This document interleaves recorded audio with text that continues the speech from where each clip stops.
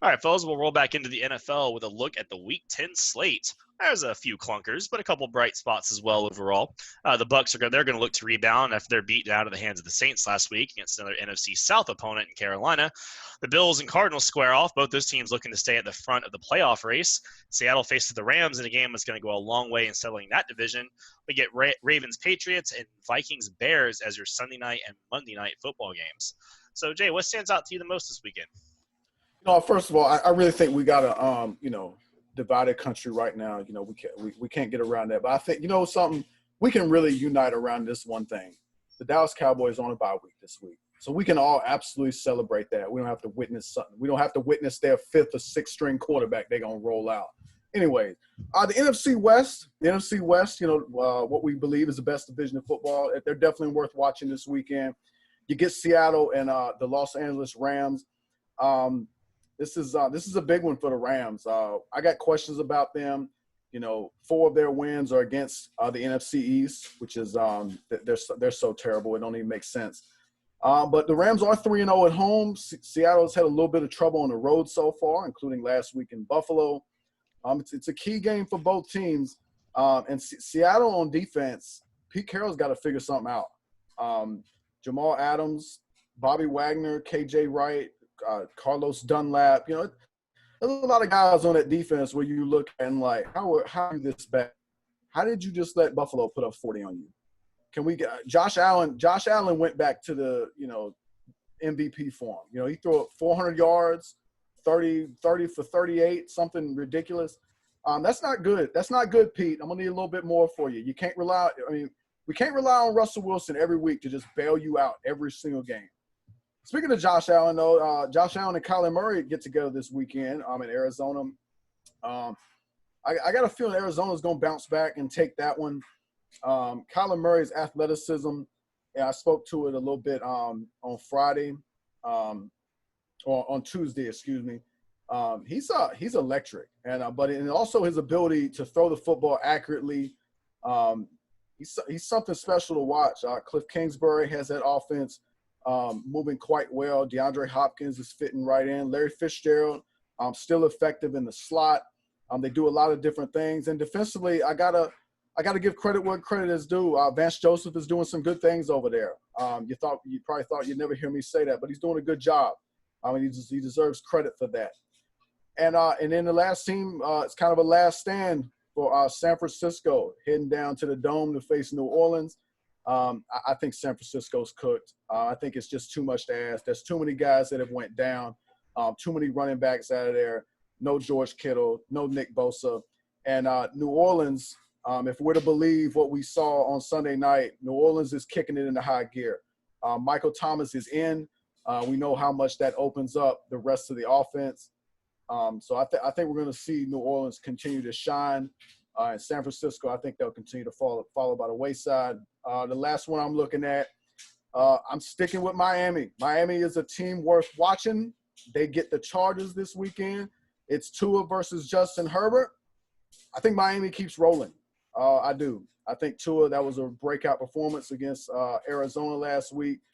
He was sharp in every way, made some plays with his legs as well. Very accurate, on time, throwing on the run, doing all these different things. And Brian Flores is coaching his tail off. I think Miami takes it. Yeah, I'm going to start off right there with Jay said. Chargers, Dolphins. Hey, listen, this quarterback class is looking good. Hey, this might, take out Jordan Love that was never, ever going to touch the field anyway. Hey, look, quarterback class looking pretty nice. I'm just saying, these boys looking nice. Listen, Chargers versus Dolphins.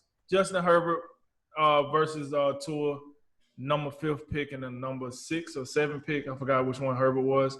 Listen, this is a game for the future. It's kind of like when we first seen Lamar Jackson play Patrick Mahomes. I know they had a year in between each other, but it was one of them things where, like, this is the future. So this is what intrigued these matchups. Now, don't get me wrong. The Dolphins is, like, in a good place. If they keep playing the way they playing, they'll be in the playoffs. You know what I'm saying? And the Chargers not far behind them. So that's why I think this game is a good game to use as a measuring stick for the future. Because we know, 2-3 years from now, Brady out of here, Breeze out of here, Rivers out of here, Big Ben might be out of here. So it's time to start looking towards some of these newer guys that's not named Mahomes or Lamar. Then the next game, I'm looking at the Vikings and the Bears.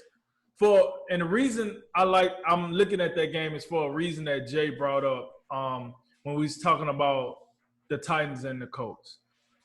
Listen, here's the thing. I think we might be looking at the emergence of the Vikings because you got Dalvin Cook take care of his business. Kirk Cousins, it ain't like he got to come and give you an elite performance. He just got to come and give you an average performance.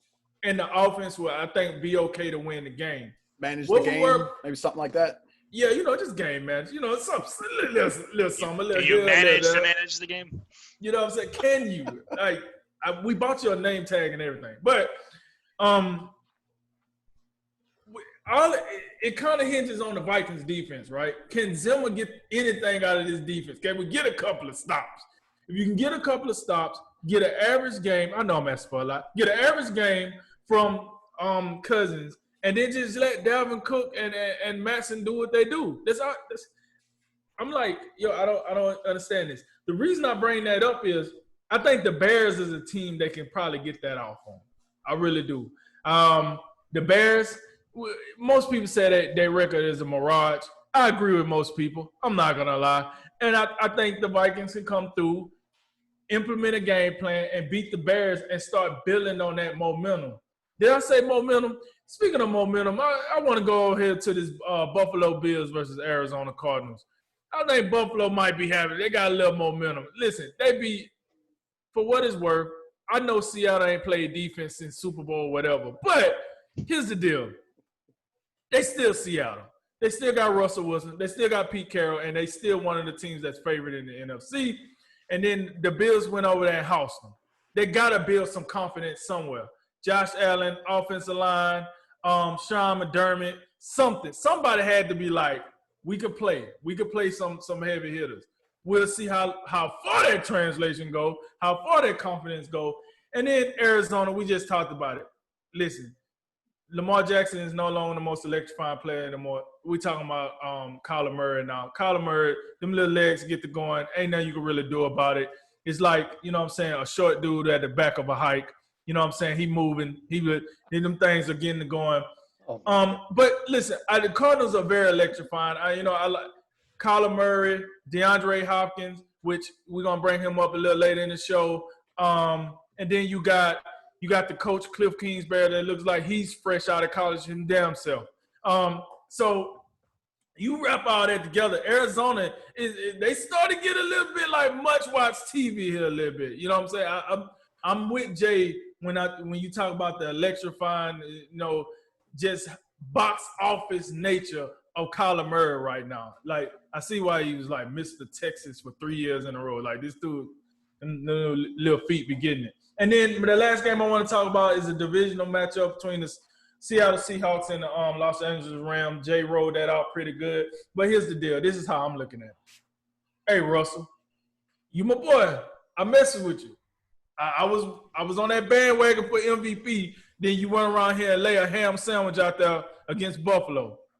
You can't let the Rams come win this game, man. I don't care how bad the defense playing. I don't give a rat's ass how bad the defense playing. You got to win this game. Listen, for what it's worth, DJ Metcalf just came out of nowhere this year. Tyler Lockett, bro, you got some talent. You got some talent. The offensive line ain't the best, but Dwayne Brown ain't letting you die out there on the field. So, you know what I'm saying? You got to make it happen. If you want to be the MVP, I need to see you pull something like this through. Because you should be able to beat the Rams. If the Seahawks lose to the Rams, I'm going to have to go reevaluate my Super Bowl pick for the NFC because that ain't going to cut it. So, yeah, man, Bills versus Cardinals, Seahawks versus Rams, Vikings versus Bears, Chargers versus Dolphins. Those are my 4 games in the NFL slate, sorry. Yeah, those are definitely by far the best games of the weekend. I'm looking forward to those as well. I really am interested to see if the Rams are going to do something, because I think we said, like, yeah, they've won some games, but obviously they weren't beating the top tier opponents, but still it kind of feels like they might be a little surprising. Still got one of the best players in football, and Aaron Donald. Can they kind of get a big one? Obviously, they lose that, you're pretty much out of this. And if you beat Seattle, well, hey, you're still in it. Win, lose, or draw. You beat the teams you play, whatever. That's a big one. I think looking at the schedule, though, there's a couple other hits that you guys didn't cover. There's a couple of that have like a disaster feel to them. So stay with me just for a second here. Cleveland, coming off a bye week, they just put up another 6-point performance. Another one of their losses. 3 of their losses, they scored 6, 7, and 6. They had 2 weeks, and they got a pretty bad Houston team coming in. They screw around and lose that game. One, now you're completely behind the 8 ball in the NFC North and in the AFC playoff race in general. And that'd be really bad. And I could feel like that Cleveland team, you always feel like that team is just like one bad game away from just falling off a cliff completely with how fragile they seem to be. So, I mean, Houston's not very good. Cleveland should win the game. That's not the argument I'm making. But if they screw around and lose the game, that's a big deal. I'm enthralled to see how many touchdowns Aaron Rodgers can score before we get to see Jordan Love against the Jaguars. I'm thinking it's going to be at least 6 before halftime, but I could be wrong. But I can't believe we didn't talk about a game with massive playoff implications, guys. Oh, boy. Philly and New York. This has huge – I'm kidding. But that's another disaster game, right? Because we know if Daniel Jones don't turn the ball over 15 times, I mean, New York could win that game. Which that division. You know that game will be close because Philly just play around forever before they. It's close in the fourth quarter. Hey, Carson, make a couple plays for us. All right, now we escape with a 2-point win. Probably what they'll do. But again, if Philly loses that game, that's an absolute disaster. And the third one is Tampa Bay going to Carolina. You just got beat pretty bad. You let that hangover catch you. All of a sudden, that starts looking a little rough. Even at 6-3 or whatever they're sitting at. You start sliding back, the NFC margin of error is not very big, and you're just going to fall further behind the Saints.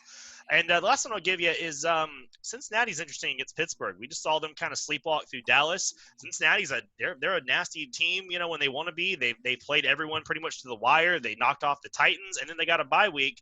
I think they've got too many injuries to make a serious case. I know Joe Mixon's out. A couple offensive linemen are questionable. So I don't know if they're going to pull that off. But I think up and down the list, there's some stuff to like this weekend, all in all.